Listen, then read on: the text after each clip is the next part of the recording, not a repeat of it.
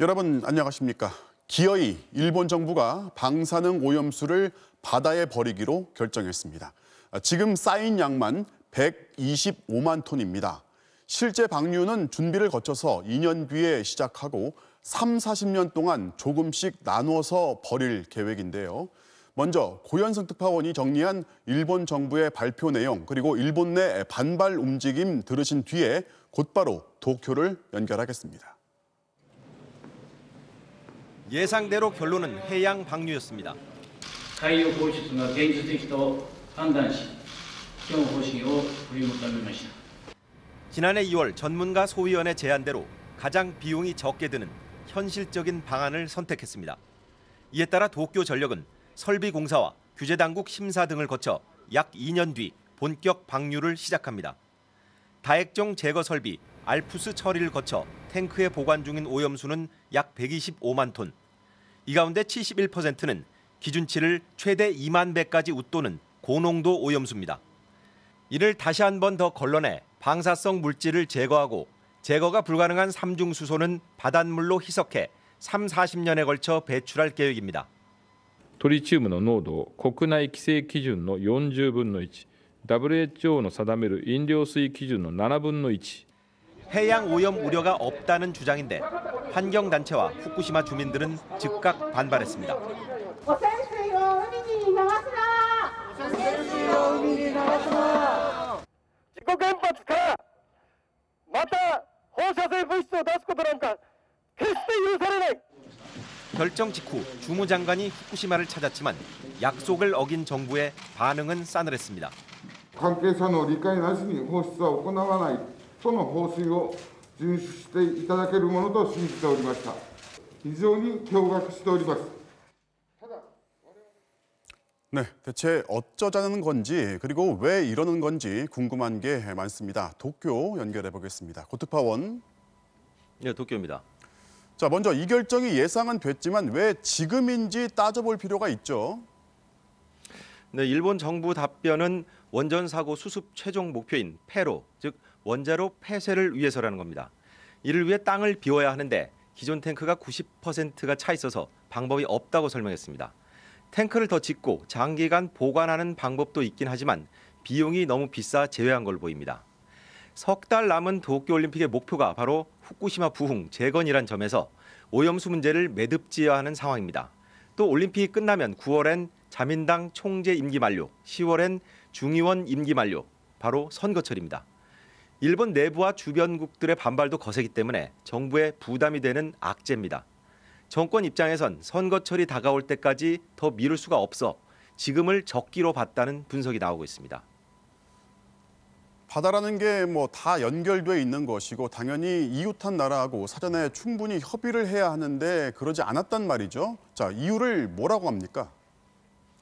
네, 발표 직후의 질의응답 시간에서 언급을 하긴 했습니다. 한국과 중국, 국제사회의 이해를 얻는 것은 매우 중요하다는 말이었는데 그런데 곧바로 다른 나라들도 삼중수소를 방출하지 않냐 이런 논리를 폈습니다. 직접 들어보시죠.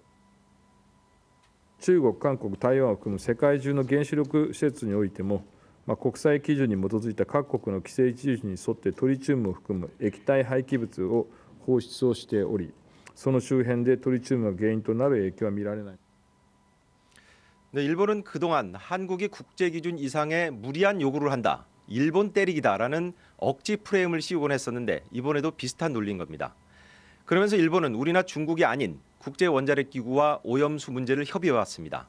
오늘 스가 총리도 IAEA의 감시를 받겠다고 언급했고 IAEA 사무총장도 일본의 해양 방류가 국제적 관행이라고 화답했습니다. 하지만 사고 원전에서 나온 오염수라는 점, 그 양이 125만 톤이 넘는 막대한 양이라는 점에서 과연 관행으로 볼 수 있을지는 의문입니다. 도쿄에서 전해드렸습니다. 우리 외교부에 불려온 일본 대사는 한국 정부에 사전 통지를 했다고 해명하듯 말했습니다. 오염수 수백만 톤을 바다에 버리는 게 바로 옆 나라에 통지하고 끝날 일인 건지 우리 정부는 절대 용납할 수 없다 했고 중국도 강하게 비판 성명을 냈습니다. 주목할 것은 미국이 일본을 지지했다는 건데요. 이 역학구도를 어떻게 봐야 할지 조유정 기자가 보도합니다. 정부는 일본의 일방적인 결정을 절대 용납할 수 없다고 비난했습니다. 외교부는 즉각 아이보시 주한 일본 대사를 불러 반대 입장을 전달했습니다. 우리 국민의 건강에 위해를 끼칠 수 있는 어떠한 조치에 대해서도 용납하지 않을 것입니다.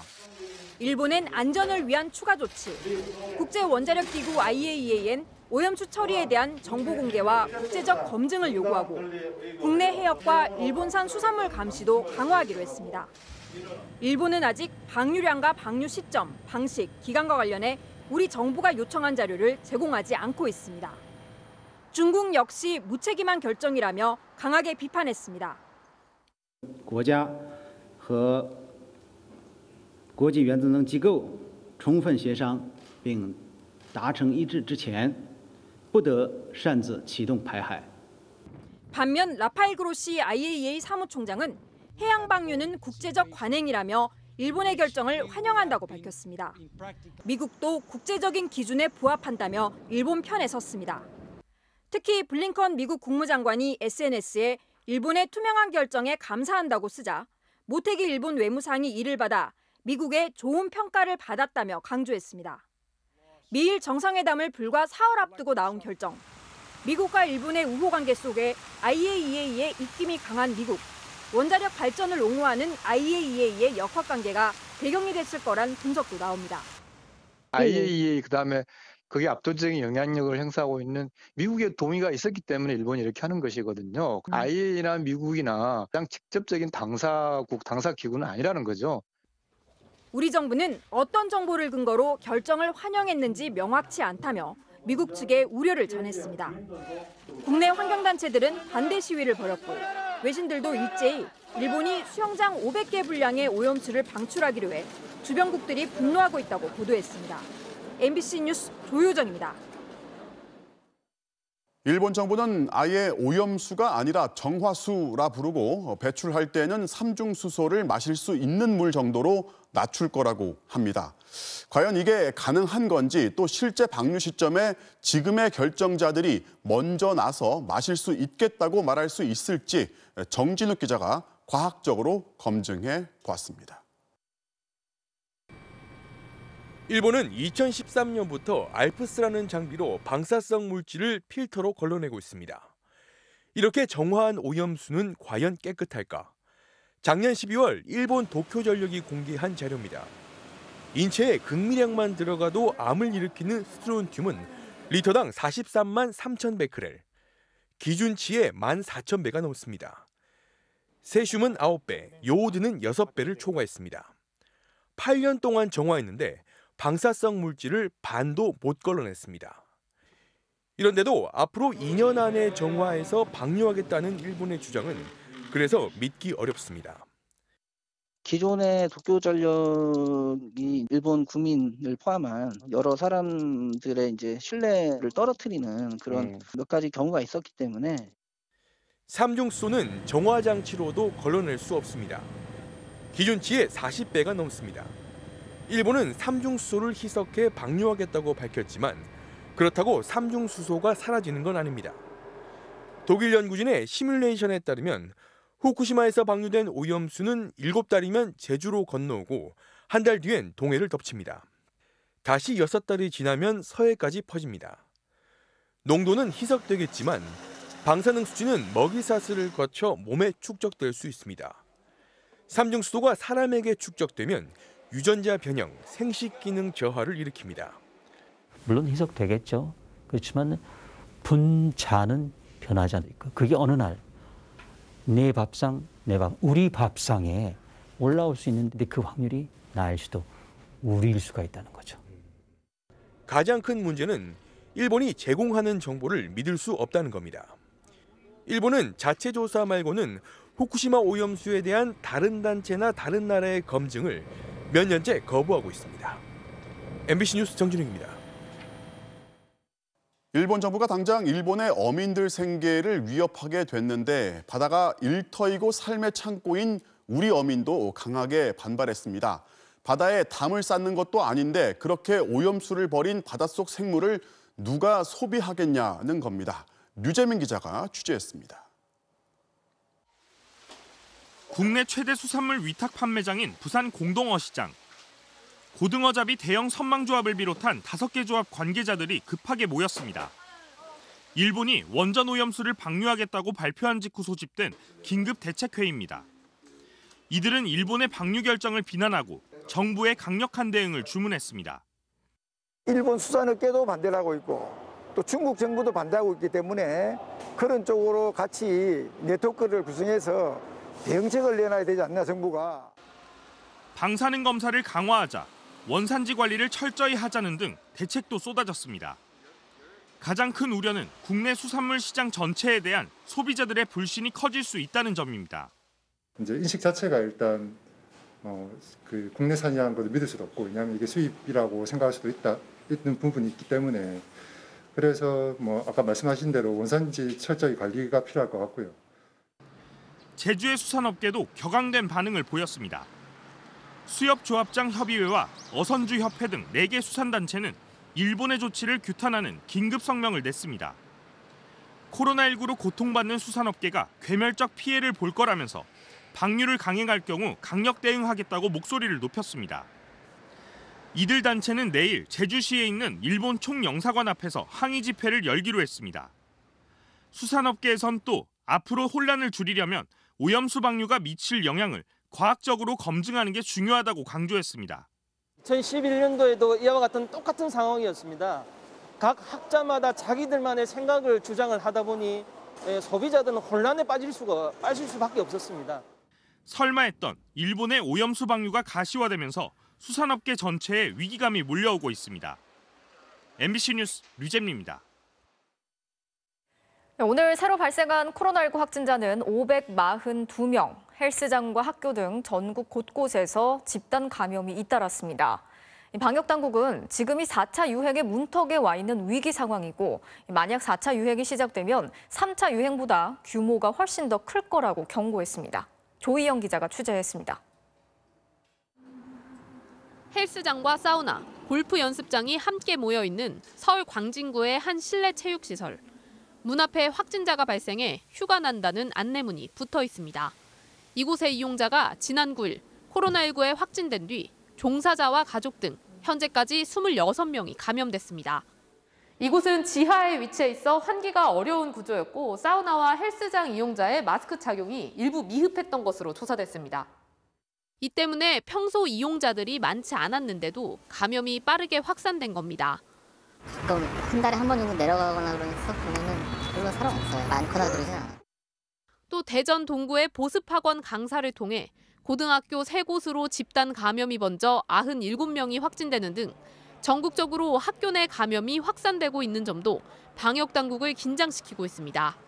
학교에서는 마스크를 제대로 착용하지 않은 점이 가장 큰 전파의 원인으로 분석되었고, 코로나19 신규 확진자는 542명으로 500명대를 유지했지만 줄어든 주말 검사 건수가 반영된 수치라 안심할 수 없습니다. 특히 부산 지역은 무증상 확진자 비율이 41%나 되는 것으로 나타나 조용한 감염이 진행되고 있는 것으로 평가됩니다. 4차 유행의 문턱에 와 있는 위기 상황입니다. 4차 유행은 그 규모가 지난 3차 때보다 훨씬 클 수 있다는 경고가 있습니다.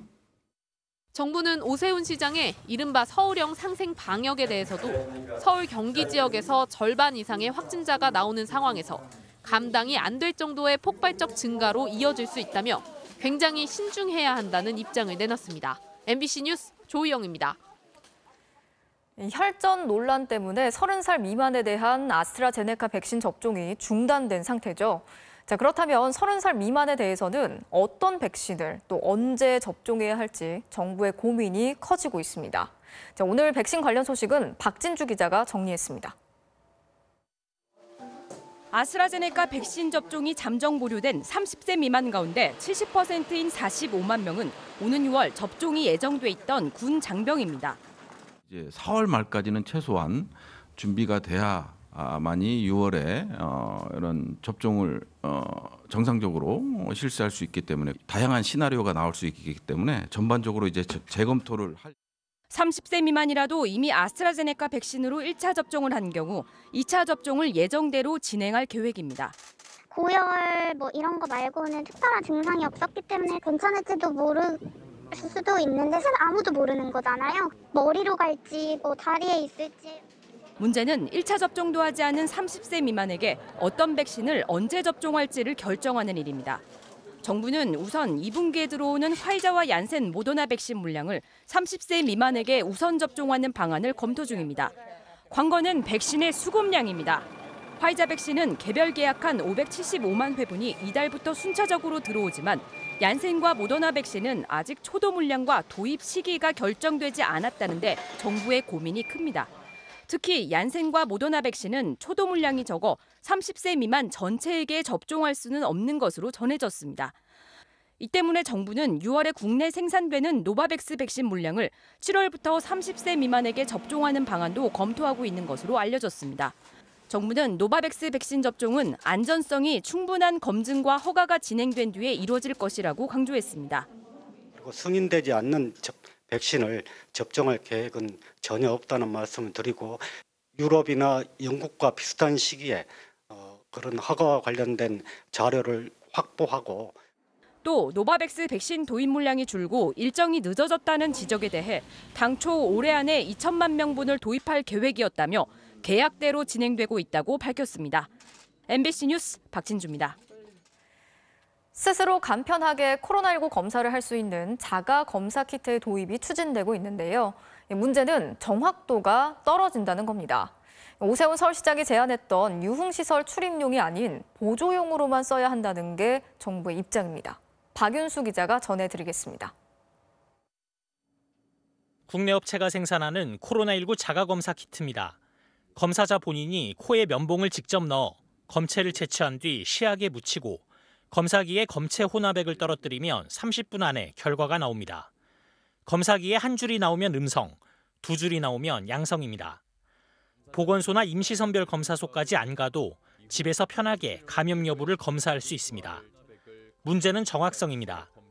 PCR 검사처럼 유전자 증폭 과정이 없다 보니 배출되는 바이러스 양이 적으면 감염됐는데도 음성이 나올 가능성이 높습니다. PCR 검사의 정확도는 97%, 그러나 자가검사 키트는 정확도가 18%에서 최대 40%대에 불과합니다. 일반인은 코 속 깊숙이 있는 비인두에서 검체를 채취하기 어려워 콧구멍에서 검체를 채취하게 되는데 이 경우 정확도는 더 떨어집니다. 본인이 검체를 채취해서 검사를 하면 민감도가 훨씬 더 많이 떨어지게 될 텐데 이거를 굳이 써야 될 이유가 있을까요? 이렇게 정확도가 떨어지는 자가검사 키트를 술집과 노래방 출입 시 활용할 경우 방역에 구멍이 날 수 있는 겁니다. 자가 검사 키트를 전제로 한 이런 출입은 현재로서는 바람직한 상황은 아니라고 보고 더더구나 지금의 상황은 매우 위중한 상황으로서 여기에 대한 검토 단계로는 너무 이르다. 정부는 요양시설이나 기숙사처럼 집단 감염의 위험이 높아 정기적으로 코로나 검사가 시행되는 곳에서 보조적인 수단으로 사용할 계획입니다. 또 식약처에서 허가가 날 경우 개인이 약국에서 살 수 있도록 추진할 방침입니다. MBC 뉴스 박윤수입니다. 재보선 이후 처음으로 문재인 대통령이 주재한 국무회의에 오세훈 서울시장이 참석했습니다. 오 시장이 방역과 부동산 등 현 정부의 정책을 비판하자 국무위원들이 이를 조목조목 반박하면서 충돌하는 모습이 빚어지기도 했습니다. 조국현 기자가 취재했습니다. 여권의 재보선 참패 이후 첫 국무회의. 문재인 대통령은 표심 위반이 확인된 청년층의 민심을 감안한 듯 일자리와 주거 정책에서 특단의 대책을 주문하며 회의를 시작했습니다. 청년과 신혼부부, 무주택자들에게 내 집 마련의 기회가 보다 넓어질 수 있도록 노력해 주기 바랍니다. 이어 문 대통령은 화상으로 국무회의에 참석한 오세훈 서울시장에게 축하를 전한 뒤 발언권을 넘겼습니다. 오 시장은 감사 인사와 함께 현장의 목소리를 가감없이 전하겠다며 방역정책 수정부터 제안했습니다. 우선 사회적 거리 두기 같은 방역 체계의 유지가 버겁다며 조속한 자가 검사 키트 허용을 요청했습니다. 그러니까 일단 그 장소에 입장이 가능한가를 판단하는 건데요. 본인도 모르는 상태에서 바이러스를 전파시킬 수 있는 가능성이 그만큼 줄어들게 되는 거죠. 하지만 복지부 장관과 식약처장은 자가 검사 키트의 정확성이 완전하지 않다며 방역상 부작용을 우려했습니다.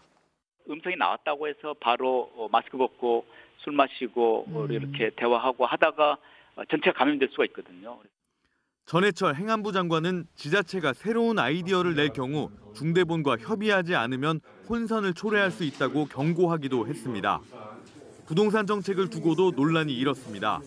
오 시장이 공시가격의 급격한 상승에 따른 국민 부담을 줄여야 한다고 지적하자 홍남기 부총리가 일부 지자체의 문제 제기는 잘못된 사실관계에 근거한 게 많다고 반박한 겁니다.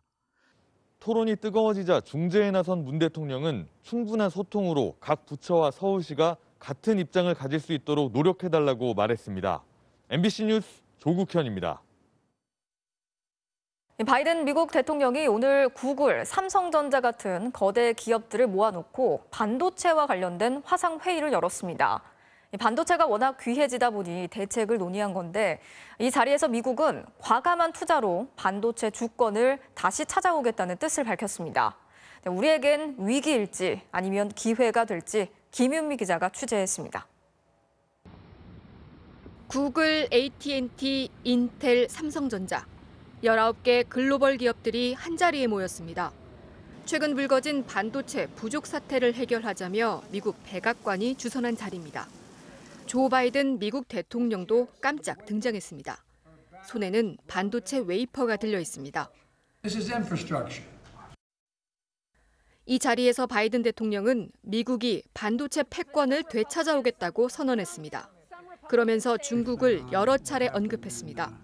China and the rest of the world is not waiting, and there's no reason why Americans should wait. We're investing aggressively in areas like semiconductors and batteries. That's what they're doing and others. 미국은 한때 전 세계 반도체의 37%를 생산했지만 지금은 10%대로 떨어졌습니다. 그 자리를 한국과 대만이 차지했습니다. 그런데 코로나19를 겪으면서 세계적으로 반도체 부족 현상이 심해졌습니다. 반도체가 없으면 자동차도 아이폰도 못 만듭니다. 테슬라의 CEO 일론 머스크가 대만을 방문한다는 보도가 나온 것도 반도체 때문입니다. 반도체가 전략 자원이 돼버린 겁니다. 오늘 회의는 미국이 중국도 견제하면서 미국의 반도체 공급망을 확실히 다짐받기 위한 것으로 보입니다. 반도체 강국인 한국에게는 기회가 될 수도 있습니다.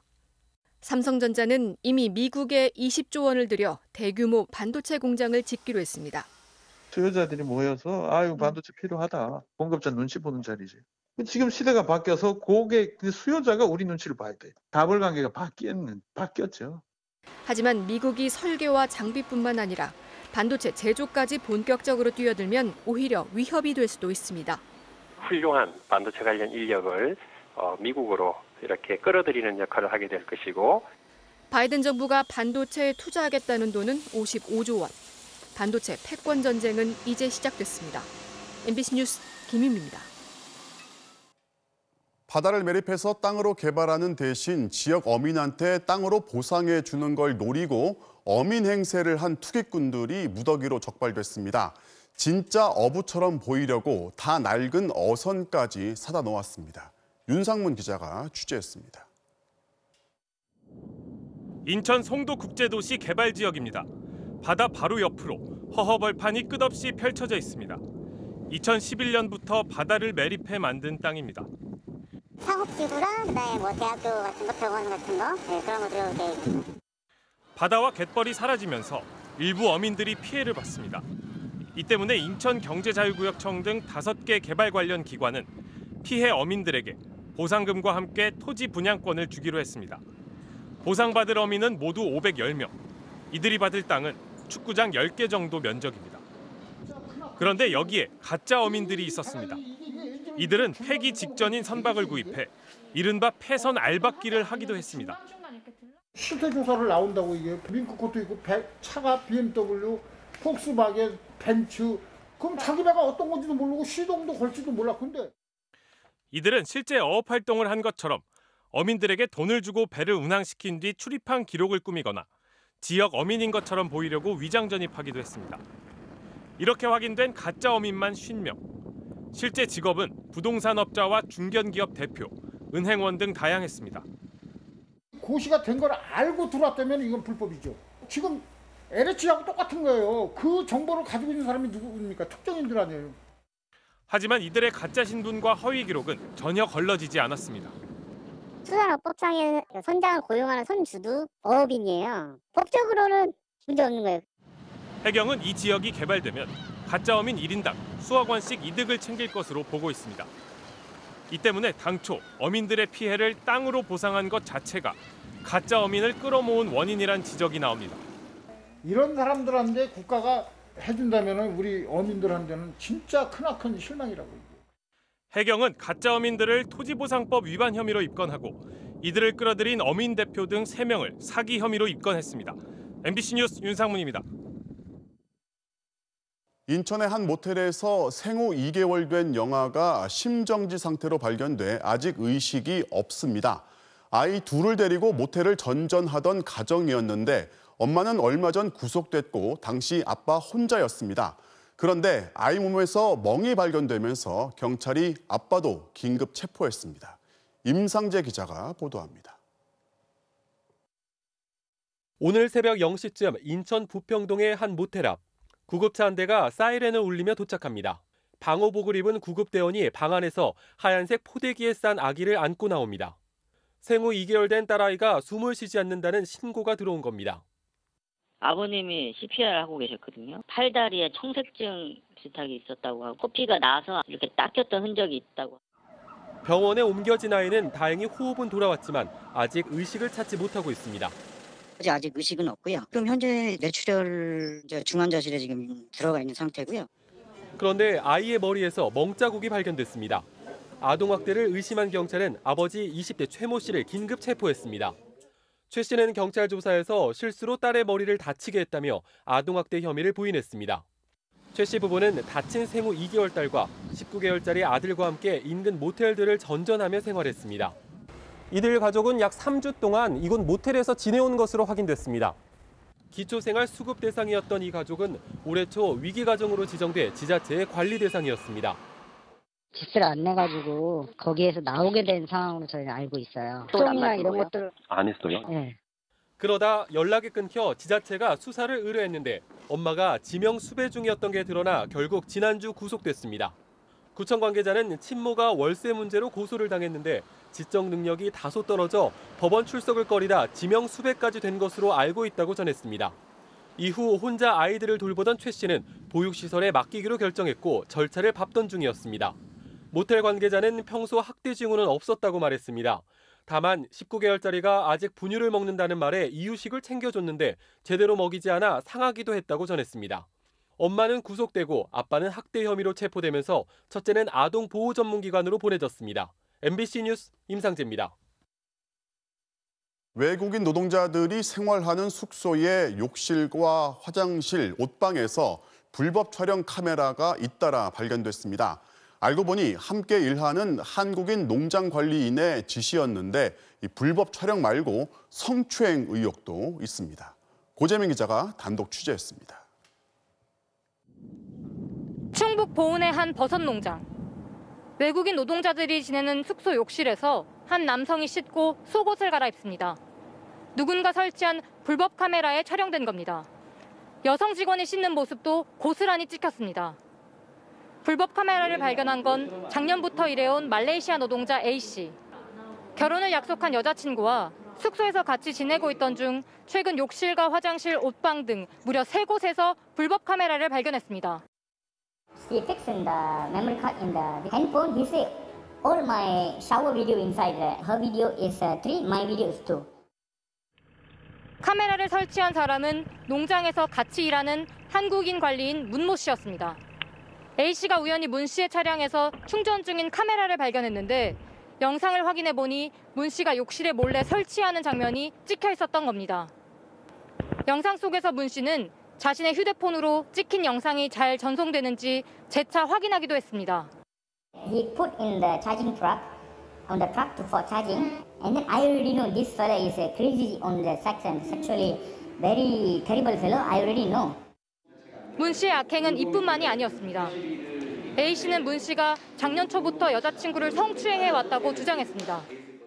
When I go shopping, when she's cooking, the ajushi come and hug her and kiss her in the night. 수차례 농장주를 찾아가 조치를 취해달라고 요구했지만 달라지는 건 없었습니다. He never wear trousers with underwear.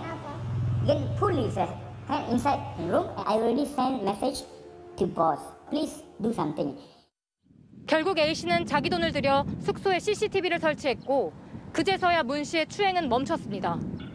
하지만 문 씨는 그 이후에도 식사 시간에 음란 동영상을 틀어놓으며 성희롱을 해왔고 이번에 불법 카메라까지 발각된 겁니다.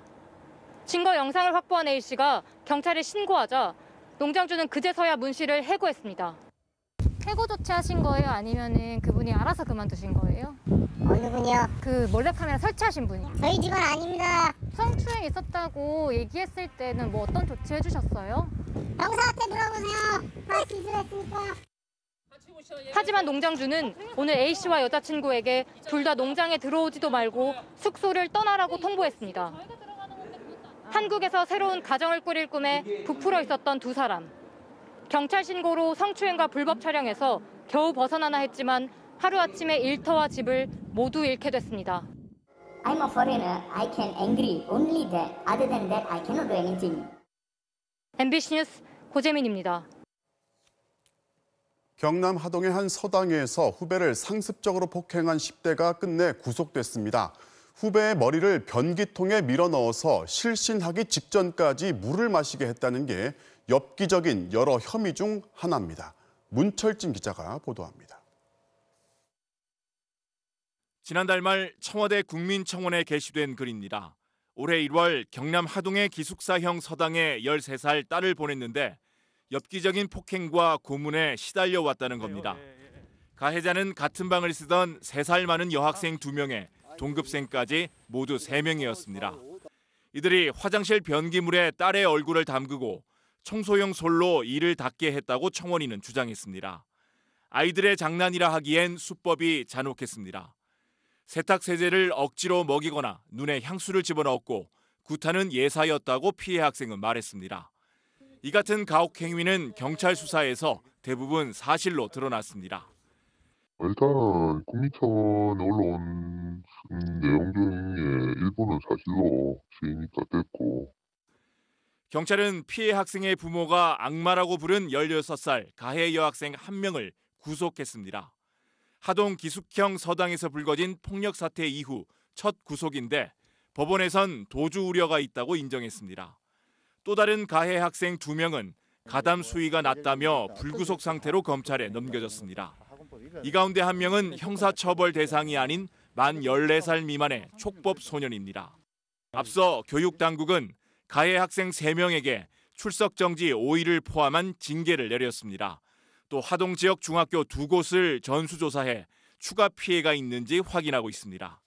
학교폭력 관련 사안들은 저희들이 학교폭력 절차대로 진행을 할 거고 조금 심한 사안이라고 판단이 되면 수사 의뢰를 할 생각이고요. 경찰은 또 학생 관리를 소홀히 한 혐의로 해당 서당의 책임자를 불러 조사하고 있습니다. MBC 뉴스 문철진입니다. 서울, 경기, 인천을 제외한 비수도권 지역은 유흥시설 영업 제한 시간이 지난달 15일부터 완화가 됐죠. 이 때문인지 수도권에 가까운 대전, 충청권에선 음주운전 적발이 크게 늘고 있다고 합니다. 도심에서 벌어진 교통사고 역시 음주와 관련이 많았습니다. 김유미 기자가 취재했습니다. 세종시청 앞 교차로입니다. 신호를 위반하고 교차로에 진입한 아우디 차량이 달려오는 승용차와 충돌합니다. 충돌 직후 승용차는 도로 경계석과 가로등을 들이받은 뒤 뒤집혔고 3명이 다쳤습니다. 폭탄 터지는 소리로 생각하시면 되니까. 대여섯 명이서 해갖고 문을 열려고 그랬는데 열리지도 않아갖고 뒤에 트렁크를 열어서 뒤쪽으로 사람을 뺐고요. 두 차량 운전자는 모두 술을 마신 상태. 특히 신호를 무시했던 아우디 차량 운전자는 이미 면허가 취소된 상태에서 또 술을 마시고 운전했습니다. 만취 상태에서 신호 위반해서 진행하던 중이었습니다. 취소된 상태에서 무면허로 운전하던 중이었어요. 대전의 한 패스트푸드점의 드라이브스루로 흰색 SUV 한 대가 들어옵니다. 만취한 운전자가 햄버거를 주문하고 그대로 두고 간 뒤에 다시 나타난 겁니다. 주차장에 있던 경찰차를 보더니 황급히 달아나기 시작합니다. 왕복 8차로의 대로에서 경찰차가 시속 135km로 쫓아가지만 달아난 차량은 보이지도 않습니다. 신호를 위반하며 달아나던 50대 운전자, 결국 경찰에 붙잡혔습니다. 햄버거를 놓고 간 거 다시 가져올 거라고 이제 예상이 들어서 저희가 딱 갔는데 그 차량이 또 바로 타고 온 거죠. 혈중 알코올 농도가 0.163으로 나와가지고 지난달 15일 비수도권 유흥시설에 대한 영업시간 제한이 풀렸습니다. 그 뒤 2주 동안 전국적으로 음주운전 단속 건수는 1.9% 늘었는데 수도권과 가까운 충청권에선 15.7%나 급증했습니다. 경찰은 이른바 풍선 효과로 인해 음주운전이 크게 늘고 있다며 합동 단속을 강화하겠다고 밝혔습니다. MBC 뉴스 김유미입니다. 한 택시기사가 신호를 어기고 달리다 사고를 낼 뻔한 오토바이 운전자에게 항의를 했다가 오히려 폭행을 당했습니다. 도로에서 위험천만한 주행을 하는 오토바이로 인한 크고 작은 사고들이 잇따르고 있지만 단속은 제대로 되지 않고 있습니다. 손은민 기자가 취재했습니다. 우회전하는 택시 옆으로 오토바이 한 대가 갑자기 나타납니다. 정지 신호를 무시하고 넘어온 겁니다. 사고를 가까스로 피한 뒤 오히려 오토바이 운전자는 택시 기사에게 거친 욕설을 퍼붓습니다. 이어 오토바이를 몰아 택시 기사를 들이받고 쓰러뜨린 뒤 마구 때리기 시작합니다. 택시 기사가 저항을 해보지만 다시 넘어지고 맙니다. 폭행은 10분 넘게 계속됐습니다. 내가 조금만 더 빨리 가면 사고 날 뻔했어요. 신호위반 왜 왔냐고 이 한마디가 내가 죽일 놈이 아니잖아요. 누구나 운전자는 다 할 수 있는 말인데 그걸 위해서 때리면서 네 같은 놈 죽어야 되면서. 택시기사가 경찰에 신고하면서 폭행은 더 심해졌습니다. 문제의 오토바이엔 추적이 불가능하도록 번호판을 아예 달지 않았기 때문입니다. 신호위반 중앙선거 인도주행 막 자기 멋대로 다 하거든요. 남바 쭈그리가 타는 사람이 있지, 아니면 남바에 라카치리가 타는 사람이 있지. 이거 다 블랙박스 찍어도 번호가 안 나오니까 고발도 안 되는 거예요. 경찰은 오토바이 운전자에게 특수 폭행 혐의를 적용해 검찰에 넘겼습니다. 하지만 번호판 미착용은 문제 삼지 않았습니다.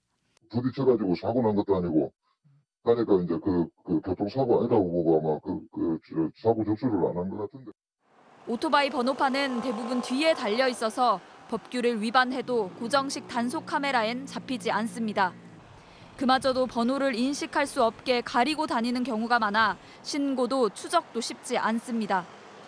경찰청에 집계된 지난해 이륜차 교통사고는 21,200여 건, 사망자는 525명에 달했습니다. 단속을 무시한 오토바이들의 위협적인 주행이 지금도 계속되고 있습니다. MBC 뉴스 손은민입니다. 미국에서 흑인 청년이 경찰관이 쏜 총에 맞고 숨지는 일이 또 발생했습니다. 흑인의 생명도 소중하다는 운동을 촉발시켰던 조지 플로이드 사망 사건이 발생한 미네소타주에서 벌어진 일인데요. 항의 시위가 이틀째 계속되면서 제2의 플로이드 사태로 번질지 긴장이 고조되고 있습니다. 워싱턴 박성호 특파원이 취재했습니다. 흑인 남성이 교통 단속에 걸렸습니다. 수갑을 채우려는 경찰관을 뿌리치고 다시 차에 타면서 몸싸움이 벌어졌고 곧 총소리가 울렸습니다. 총에 맞고도 차를 몰아 달아났지만 얼마 못 가 다른 차를 들이받고 숨졌습니다. 이틀 전 미네소타주에서 벌어진 일입니다. 숨진 20살 단테 라이트는 여자친구를 태우고 세차하러 가던 길이었습니다.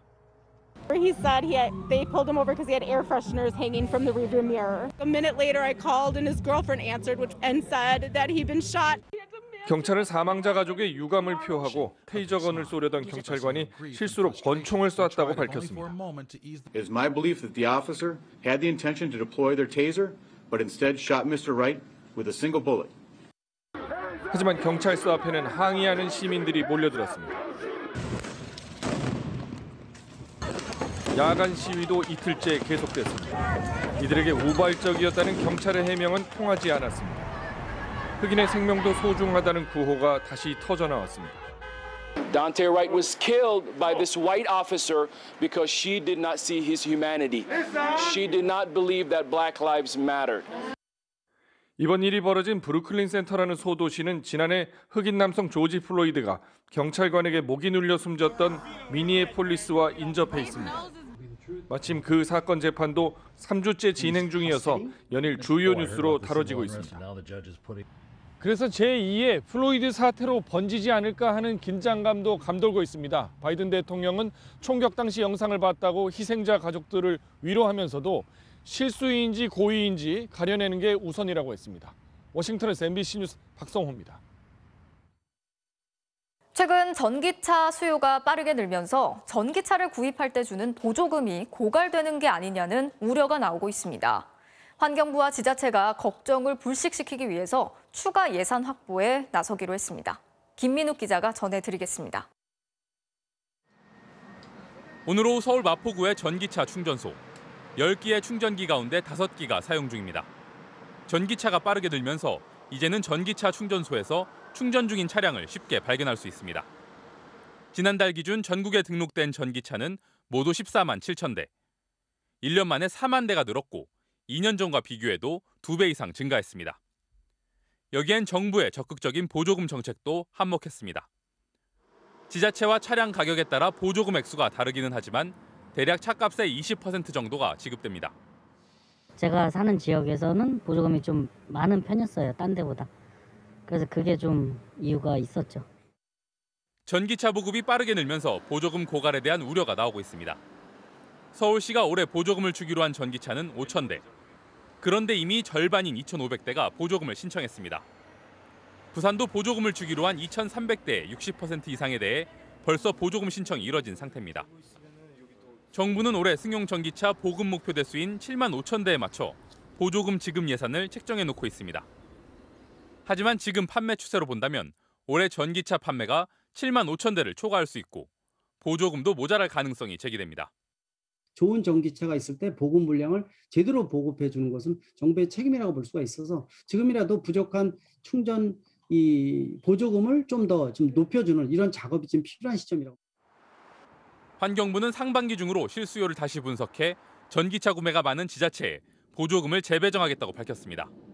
금주부터 지자체 대상으로 차종별 수요를 재조사해서 필요하다면 보조금을 조정을 실시하도록 하겠습니다.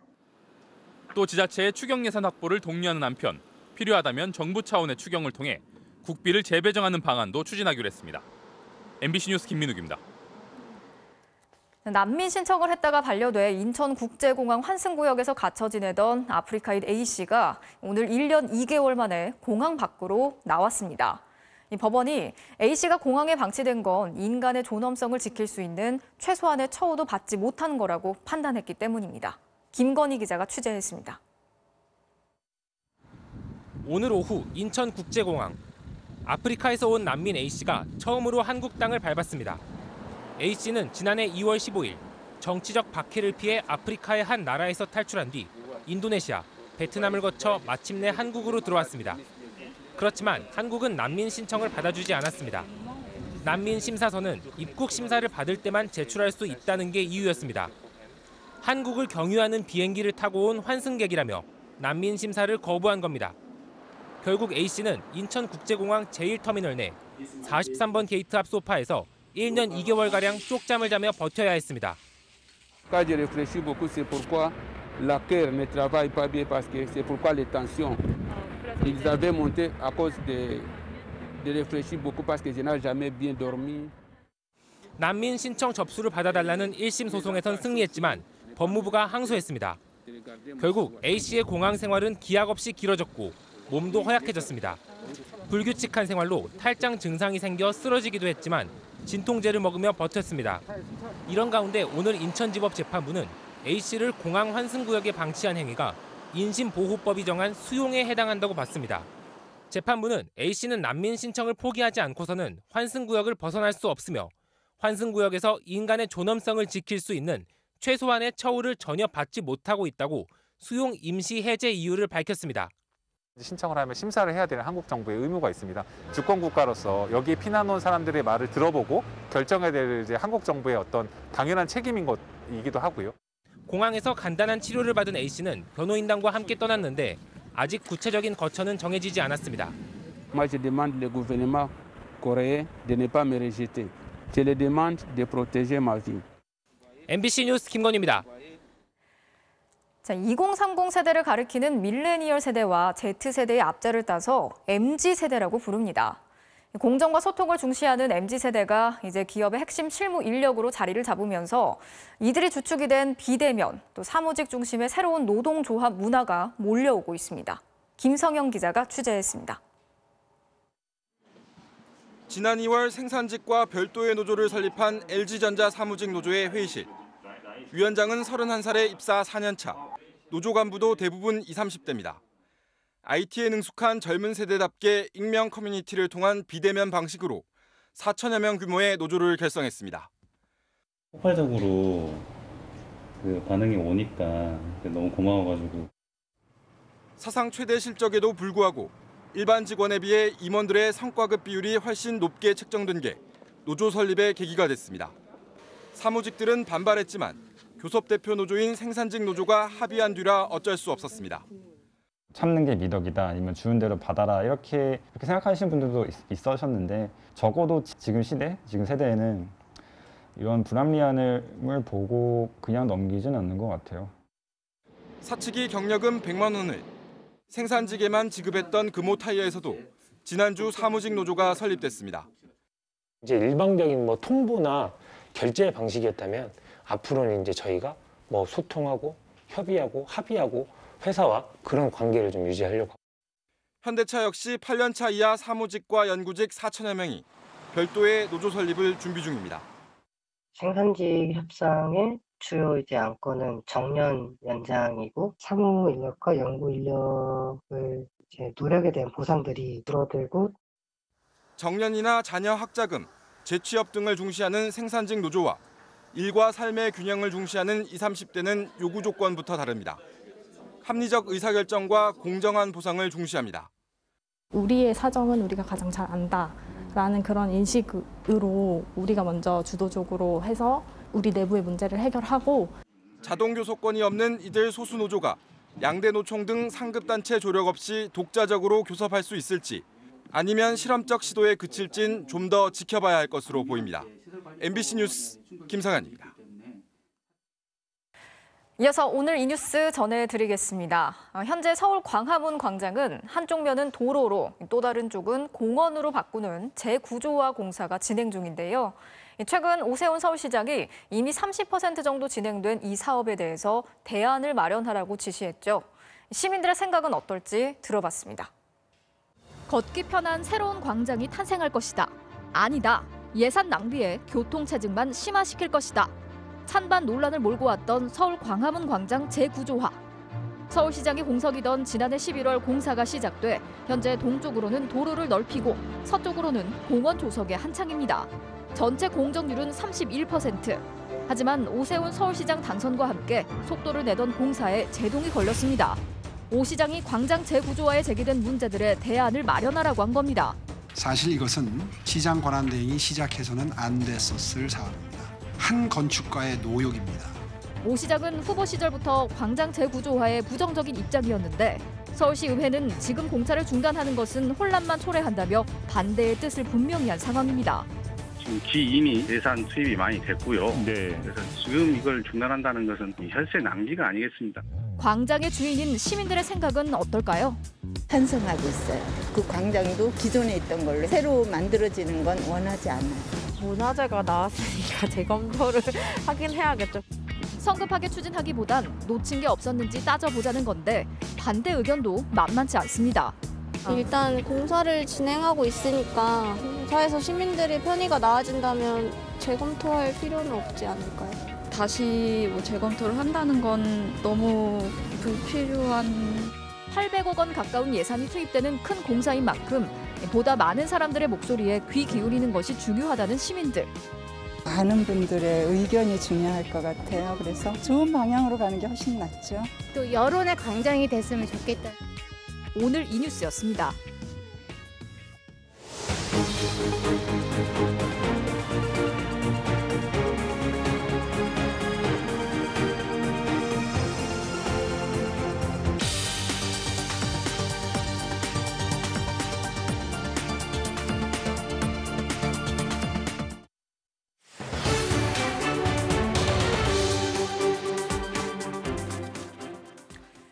자, 지난주 저희는 포스코가 미얀마 군부와 긴밀하게 유착돼 있다는 의혹을 전해드린 바 있습니다.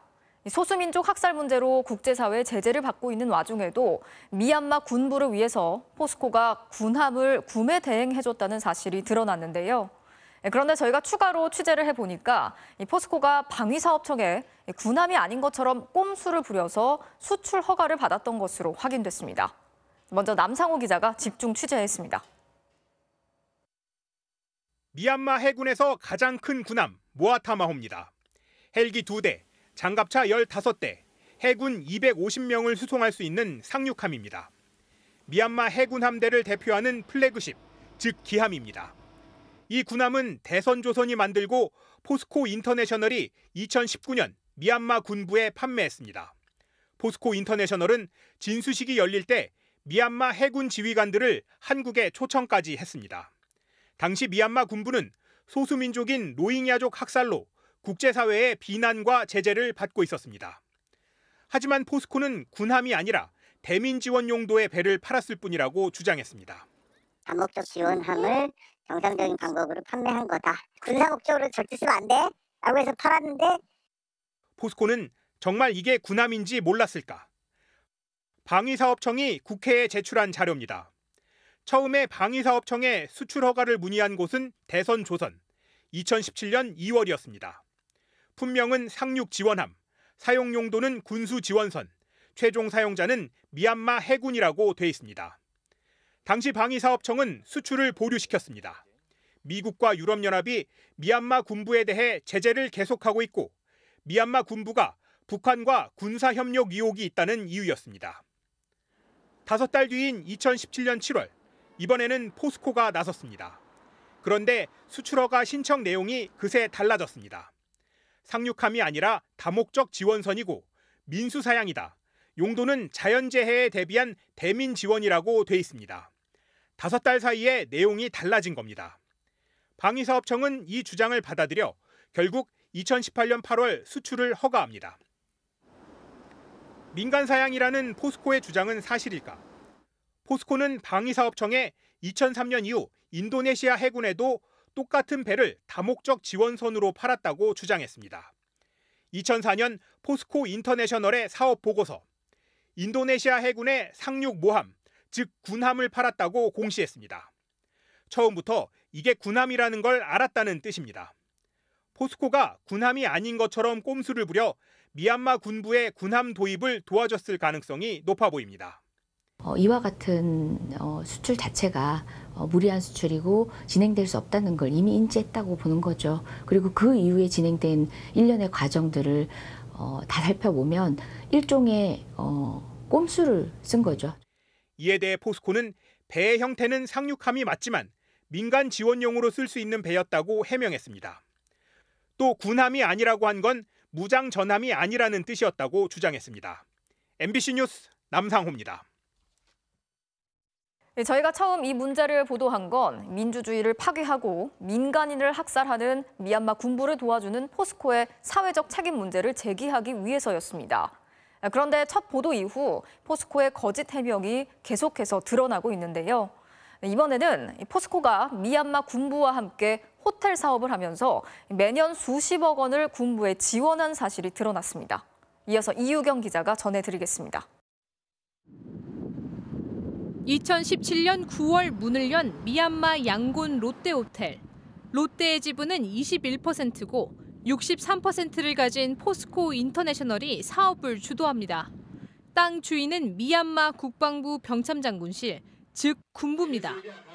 포스코는 땅을 빌린 대가로 매년 군부에 180만 달러, 약 20억 원을 최장 70년 동안 지급합니다. 포스코는 군부와의 유착 의혹을 부인했습니다. 임대료는 중앙정부가 가져간다며 군부의 수익 사업이 아니라고 주장했습니다. 정말 그럴까? 미얀마 군부는 특별합니다. 헌법으로 독립성이 보장된 특수 조직입니다. 군부 주도로 개정한 미얀마 헌법에 따르면 군 통수권자는 총사령관이고 군이 임명합니다. 국방, 내무, 국경 담당 장관도 군이 직접 지명합니다. 상하원 의석은 4분의 1이 군부에 자동 배정됩니다. 이 헌법을 고치려면 4분의 3 이상 동의가 필요하니까 군부가 동의하지 않으면 헌법도 못 고치는 겁니다. 군부는 민주정부도 손댈 수 없는 무소불위의 권력 집단인 겁니다. 실제로 군부는 독자적으로 예산을 짜고 수익 사업도 하고 있습니다. 헌법적으로 군부는 의회나 민주적 통제를 받지 않습니다. 사용 내역이라는 이런 것들도 감사 대상이 아니라는 거죠. 포스코의 주장과 달리 국방부 땅 임대료는 군부의 독자적인 수익 사업입니다. 사주사단에 의하면 스타적용화 단위고 $2 လောက်ဝင်ငွေရနေတာရှိတယ်ပေါ့နော်။ဒီငွေတွေကတပ်မတော်ကသုံးတာလားပြည်သူ့ဘဏ္ဍာထဲရောက်တာလားပေါ့နော်။ဘာလို့လဲဆိုတော့ဒီအဲ့ဒီငါးရန်ကငွေကာကွယ်ရေးဌာနရန်ငွေထဲမှာဝင်ပါတယ်။ 게다가 포스코와 호텔 사업을 합작해 15% 지분을 가진 미얀마 기업 IGE 역시 군부 가족 기업입니다. IGE의 창립자는 네 아웅과 피 아웅 형제. 2019년 포스코가 군함을 팔 때 한국에 초청했던 모 아웅 해군 총사령관의 동생들입니다. 이 삼형제의 아버지는 미얀마 군부 정권에서 14년간 산업부 장관을 지낸 군부 핵심 인사 아웅타웅입니다. 아웅타웅은 지난 2003년 아웅산 수치 일행을 공격해 최소 70명이 숨진 대파인 학살 사건을 주도한 것으로 알려진 악명 높은 강경파입니다. 당시 아웅산 수치는 간신히 도망쳐 목숨을 건졌습니다. IGE는 또 미얀마 군부의 로힝야족 학살 작전에 $35,000를 지원했습니다. 미얀마에서 군부는 가족들까지 포함해서 이익을 공유하는 공동체로서의 그러한 모습을 보이고 있는 거죠. 최정우 현 포스코 회장은 미얀마 군부와 호텔 합작 사업이 진행되던 2015년 포스코 인터내셔널의 전무와 대표이사를 지냈습니다. 포스코 인터내셔널은 코로나19를 계기로 임대료 납부를 중단했다고 밝혔습니다. MBC 뉴스 유경입니다. 자, 옛 전남도청 건물은 5.18 민주화 운동 당시 시민들이 마지막까지 저항했던 현장이었죠. 이 도청 건물엔 총탄의 흔적이 많이 남아 있는데 그 벽면에 박혀있던 M16 총탄 10발이 처음으로 발견됐습니다. 당시 계엄군이 발포한 총탄으로 추정되고 있는데요. 이다현 기자가 취재했습니다. 옛 전남도청 본관 건물입니다. 건물 벽면 곳곳에 빨간 화살표와 노란색 테이프가 붙어 있습니다. 1980년 5월 계엄군이 시민들에게 쏜 것으로 추정되는 총탄 흔적을 표시해둔 겁니다. 그런데 이 흔적을 정밀 조사하는 과정에서 실제 총알이 발견됐습니다. 총알이 발견된 곳은 옛 전남도청 1층입니다. 서목과 벽면에서 8개, 경찰국 벽면에서 2개 등 모두 10개의 M16 총알이 확인된 겁니다. 전남도청 보건추진단은 계엄군이 발사한 것으로 추정하고 있습니다. 1980년 5월 27일 새벽 계엄군이 시민 진압 작전을 펼치면서 도청 건물에서 50m가량 떨어진 후관동에서 쏜 것으로 보인다는 겁니다. 각도상에 봤을 때는 5도 정도로 저희가 추정을 합니다. 그래서 따라 봤을 때는 거리상 계산상 했을 때 한 후관동 3층이나 2층 또는 4층구에서 추진단은 지난해 7월부터 9개월 동안 옛 전남도청 복원을 앞두고 탄흔 조사를 실시했습니다. 모두 920여 개의 탄흔 의심 흔적을 찾아 금속 탐지기와 감마선 검사를 진행해왔습니다. 이번에 발견된 M16 총알은 시민들의 최후 항쟁 상황과 계엄군의 진압 동선 등을 밝히는 데 중요한 실마리가 될 것으로 보입니다. 그 당시 시민군들이 싸웠던 1980년 5월 27일 그 당시의 모습으로 돌아가고 그 중간에 또 무슨 일이 있었는지를 함께 국민들한테 보여줄 계획입니다. 추진단은 옛 전남도청 본관 주변에 있는 나무에서도 총알 5발이 박혀 있을 것으로 추정하고 의심 흔적 450여 곳을 추가 검증하기로 했습니다. MBC 뉴스 이다현입니다. 4.7 재보선 이후 여야가 똑같이 새로운 사령탑 구성에 들어갔습니다. 각자 처해 있는 상황을 돌파할 새로운 리더십은 어떤 건지 최경재 기자가 보도합니다. 4선 윤호중, 3선 박완주. 이렇게 2명으로 압축된 원내대표 후보들은 쟁점인 조국 사태에서부터 입장이 갈렸습니다. 검찰의 과잉 수사란 문제의식은 비슷했지만 사건의 본질과 재보선에 준 파급력을 두고선 뚜렷한 차이를 나타냈습니다. 1년 반 이전에 진행이 되었던 사건입니다. 저희는 지난해 이 총선을 통해서 충분히 국민들의 평가와 심판을 받았다. 조국 사태 가족사를 보면서 문재인 정부가 기치로 세웠던 공정에 대한 문제에 대해서는 국민들과 우리 당원들에게 큰 영향을 준 게 사실입니다. 민주당이 전체를 차지하고 있는 국회 상임위원장직을 다시 야당과 나눌 건지를 두고도 윤 의원은 불가, 박 의원은 필요를 주장했습니다. 주요 개혁 과제에 대해선 윤 의원은 국민과의 공감을 통한 추진 원칙을 강조한 반면 박 의원은 부동산 정책과 중대범죄 수사청의 경우 속도 조절 필요성을 언급했습니다. 당권 주자들도 행보를 본격화하고 나섰습니다. 우원식 홍영표 의원은 대권 주자인 이재명 경기지사를 찾아가 당의 진로를 논의했고 송영길 의원은 무주택자의 주택담보대출 확대 공약을 제시했습니다. 역시 차기 지도부 선출 과제를 안고 있는 국민의힘은 원내대표 경선과 전당대회 일정을 정하지 못하고 있습니다. 국민의당과의 합당 문제를 정리하지 못하고 있기 때문인데 주호영 대표 권한대행은 오는 16일 의원총회를 열어 논의한다는 입장입니다.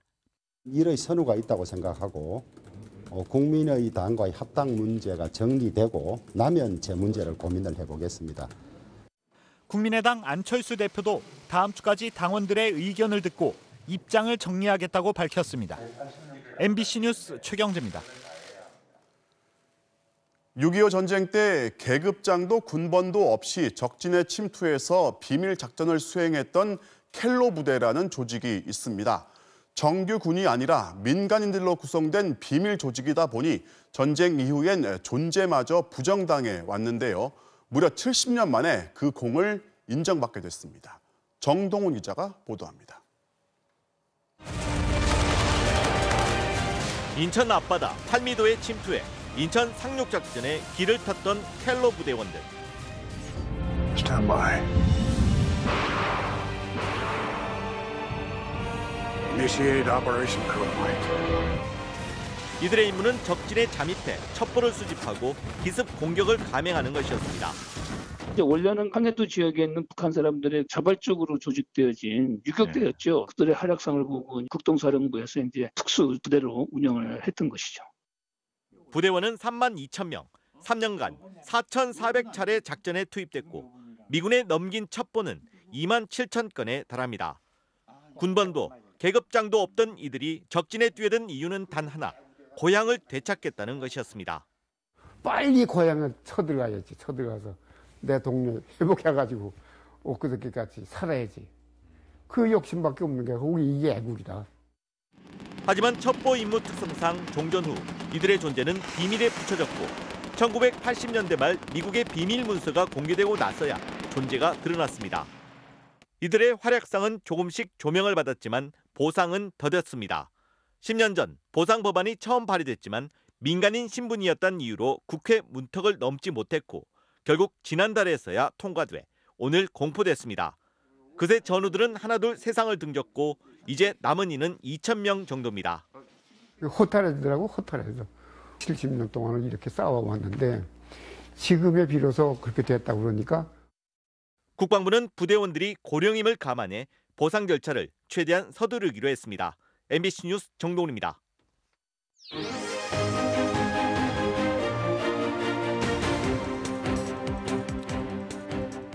정치적 참견 시점 정치팀 김지경 기자 나와 있습니다. 자, 오늘 준비한 소식 볼까요? 네. 시험대선 오세훈 독자 노선 성공할까인데 오세훈 표 시정을 두고서 여기저기서 충돌음이 들리고 있어요. 네, 부동산 정책과 코로나 방역 문제에 대해서 오세훈 시장이 독자적인 목소리를 내면서 논란이 불을 붙고 있습니다. 네. 오늘도 오 시장은 국무회의에 처음 참석해서 공시지가가 너무 올랐다면서 서울시가 가격 산정에 참여하게 해달라 이렇게 요구했습니다. 오 시장 입장입니다. 네. 지난 1년 동안 여러분 다 아시다시피 거의 20% 가까이 공시가격이 상승했기 때문에 그것으로부터 비롯된 재산세의 부담의 상승, 종부세의 상승, 건강보험료의 상승을 비롯해서 60가지가 넘는 국민 생활 부담이 나타났고 네, 하지만 정치권에서는 날선 비판이 나왔습니다. 정의당 심상정 의원의 발언입니다. 네. 서울시의 공시가격 재조사는 시민들의 혼란을 부추길 뿐만 아니라 1년 사이 23%나 오른 집값에 대해 정당한 과세로 불로소득을 환수하라는 국민의 바람에 역행하는 일입니다. 네, 여기에다 재건축 규제를 풀려는 오 시장 정책이 집값을 올린다는 지적이 나오면서 논란이 더 커지고 있습니다. 민주당과 정의당은 오세훈 시장이 부동산 투기를 심판하자더니 서울을 투기판으로 만들고 있다, 이렇게 강하게 비판했습니다. 자, 부동산뿐만이 아니라 이제 방역 정책도 논란이죠. 네, 업종에 따라서 영업시간을 밤 10시보다 더 늦게까지 늘려주고 또 가게에는 자가 검사 키트를 두겠다는 내용인데요. 네. 걱정하는 전문가들이 많습니다. 들어보시죠. 네.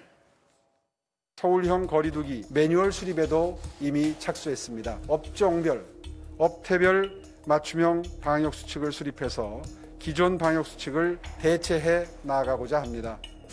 유흥업소의 영업이 재개되고 나서 유흥업소 중심의 확진자들이 계속 발생을 하고 있는 상황들이거든요. 지금 안전성에 대한 부분이 확립되지 않았는데 영업시간을 다시 늘려주겠다. 일단 지금의 그 엄중한 4차 유행의 상황들을 그 서울시에서 제대로 이해했는가가 의심될 정도의 상황이 생각이 듭니다. 네, 여기에 대해서 오 시장은 정부와 긴밀하게 협의해서 부작용이 없게 하겠다고 강조하기도 했습니다. 자, 이 오세훈표 시정을 두고서 이렇게 논란이 커지는 배경에는 정치적인 이유도 있다고 봐야겠죠. 네, 그렇습니다. 오세훈표 시정이 성공한다면 보수 지정의 대선 그 승리를 담보하는 결정적인 계기가 될 수 있습니다. 네. 반대로 코로나 방역에 실패하고 또 집값만 더 오른다면 오히려 대선에서 심판 대상으로 몰릴 수도 있다 보니까요. 정치권 공방도 치열해질 걸로 보입니다. 네, 다음 소식 보겠습니다. 민주당 당권 주자들 이재명 앞으로인데 민주당의 당대표 후보들이 잇따라서 이재명 지사를 찾아갔어요. 네, 오늘 열린 민주당 경기도의회 의원총회에 당대표 후보들이 참석했는데요. 네. 강김의 이재명 지사도 만났습니다. 이 지사는 지금 여권 대선 후보 가운데 지지율 1위를 기록하고 있죠. 그래서 당권 주자들이 눈도장을 찍은 게 아니냐, 이런 얘기가 나옵니다. 네. 먼저 우원식 후보와 만났는데 그 모습 보시겠습니다. 네. 당이 새롭게 거듭나야 될 텐데 1년 동안 정말 그 국민들이 바라시는 노력들을 최선을 다해서 하는 그런 기간이 되어야 되겠죠. 기본적으로 당이 정말 국민을 두려워해야 된다고 생각합니다. 우리 국민들의 삶이 현실에서 조금이라도 개선되는 그런 쪽에 좀 실용적인 개혁에, 민생 개혁에 더 많이 신경 써야 될 것 같습니다. 뭐 당권 주자든 뭐 대권 주자든 뭐 지금 민심을 어떻게 얻을지가 고민일 텐데 대화들이 전부 뭐 그런 쪽이죠.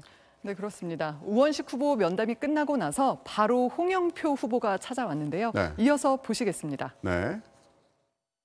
이번에 전당대회 시간이 길지 않아서 짧아서 정말 바쁘시겠습니다. 과거와 같은 선거운동은 못하고요. 그래서 국민들께서 정말 민주당이 변했구나, 정말 우리를 존중해 주는구나, 우리의 삶을 조금이라도 바꿔주는구나, 말이 아니라 실천하는구나, 이렇게 인식하게 하면 정말 좋을 것 같습니다. 그걸 해내야죠. 네, 이렇게 당대표 후보들이 너도 나도 이 지사를 찾는 모습, 얼마 전까지만 해도 상상하기 힘든 일인데요. 네. 이재명 지사의 달라진 당내 위상을 엿볼 수 있습니다. 당대표 후보 중에서는 송영길 후보만 다른 일정 때문에 오늘 행사에 불참했습니다. 네, 오늘은 여기까지 듣겠습니다. 지금까지 정치팀의 김지경 기자였습니다. 프로야구 롯데가 포수 기용을 두고 논란에 휩싸였습니다. 허문회 감독은 논란 자체가 황당하다며 팀 분위기를 걱정했습니다. 이명루 기자입니다. 이틀 전 키움과의 연장 11회 승부. 롯데에게 득점 기회가 찾아왔습니다. 대타 지시환이 남아있던 상황. 지시환 선수도 그대로 좀 머무르고 있는 걸로 봐서는 대타 카드 없이 그대로 강태일 선수를 좀 밀고 가는 것 같습니다. 하지만 대타는 없었고 롯데는 패배했습니다. 타격의 강점인 지시환을 투입하지 않은 게 의도적인 배제라는 팬들의 불만이 터져나왔습니다. 논란이 커지자 허문회 감독이 직접 입을 열었습니다. 좀 황당한 것도 좀 있긴 있습니다. 또 감독인데 또 선택은 제가 해야 되는 거고 선택을 일단 캠프 때부터 받은 선수거든 사실요. 네, 이런 말 하면 또 시환이가 또 마음에 또 상처가 또 입장에 사실요. 구단 내부 불화설까지 제기됐습니다. 단장님하고 저하고 안 좋다고 이야기를 자꾸 나오니까 안 좋은 거 없거든 사실요. 진짜 이상하게 운영을 한다 했을 때 선수는 바로 알아차려가지고 그런 감정이 뭐 들어갔다고 이렇게 이야기하는데 그런 건 없습니다 사실. 논란의 시작은 2019년 말이었습니다. 기다려보시죠. 그건 제가 보여드리겠습니다. 어떻게 영입하는지는요. 예. 그리고 지시환을 트레이드로 영입했습니다. 제가 보여드리겠습니다. 어떻게 영입하는지는. 이것 때문에 약간 더 스포트라이트를 받고 온 것 같아요. 하지만 지시환은 지금 1군의 3번째 포수로 벤치 신세입니다. 올해엔 교체로 나서 결승타를 때린 지난 6일 NC전 등 2타석만 소화했습니다. 지시환이 자주 나서지 않으면서 비롯된 온갖 불화설과 논란 속에 허문회 감독은 오히려 팀 분위기를 걱정했습니다. 어떤 이야기를 해야 할지 선수들한테 감독으로서 좀 이야기를 못 하겠더라고요. 서로가 좀 눈치 보는 거는 좀 봤습니다. 사실 저도. 그게 조금 마음이 좀 안타까운 일이라고 저는 생각하고 있습니다. MBC 뉴스 이명노입니다. 40m 거리에서 머리로 골을 넣을 수 있을까요? 투플레이에서 확인하시죠. 북아일랜드 1부 리그 경기입니다. 골키퍼가 달려나와 머리로 공을 걷어내는데 이걸 그대로 머리로 들어갑니다. 와, 중앙선 바로 앞에서 40m짜리 초장거리 헤더볼을 터뜨립니다. 눈에는 눈, 머리에는 머리. 점프력과 헤딩에 엄청난 힘이 실렸는데요. 원더골의 주인공도 망치로 내려 찍었다고 유쾌한 소감을 남겼네요. 축구를 좋아한다는 NBA 스타 돈치치. 발로 리프팅을 하다가 어깨로 툭 치고 그대로 잡아서 슛! 들어갔어요. 골대 뒤에서 던졌는데도 역시 3점 슛 정확하군요. 이번엔 괴짜 투수 그레인키입니다. 눈에 띄게 느린 스트라이크를 던졌는데 무려 83km짜리 아리랑 볼. 손 모양을 보니 커브도 아니고 포심이에요. 작년엔 유이간 선수의 77km짜리 느린 공이 미국에서 화제였는데 막상 막하네요. 마지막은 이탈리아로 갑니다. 발만 갖다 대도 되는 걸 상대 자책골로 한 골을 놓친 이 선수. 후반엔 더 완벽한 기회가 왔는데 이번에도 골대를 살짝 벗어납니다. 오늘은 뭘 해도 안 되는 날인가 보네요. 지금까지 투플레이였습니다. 프로야구 LG 이형종 선수의 호수비입니다. 다이빙 캐치의 정석을 보여주네요. 화요일 밤 스포츠 뉴스였습니다.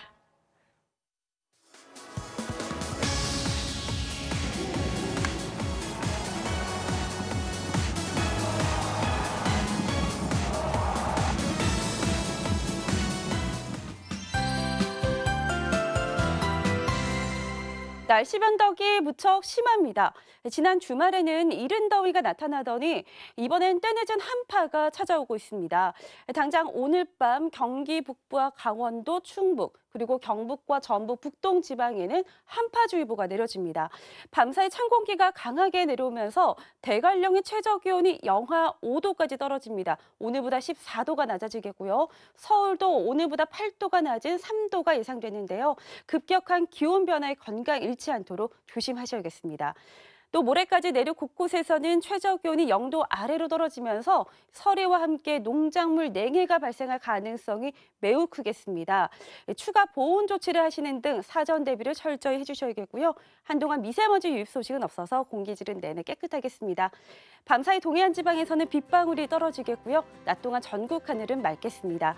아침 최저 기온은 서울 3도, 대구 6도, 대전 4도가 되겠고요. 낮 최고 기온은 서울 14도, 부산 18도 등으로 오늘과 비슷하거나 조금 낮겠습니다. 이번 주는 지난주와 달리 20도 이상의 고온 현상을 주춤하겠고요. 금요일 서울 등 중서부 지방엔 비 소식이 있습니다. 날씨였습니다. 4월 13일 뉴스데스크 마치겠습니다. 오늘도 함께해 주신 여러분 고맙습니다.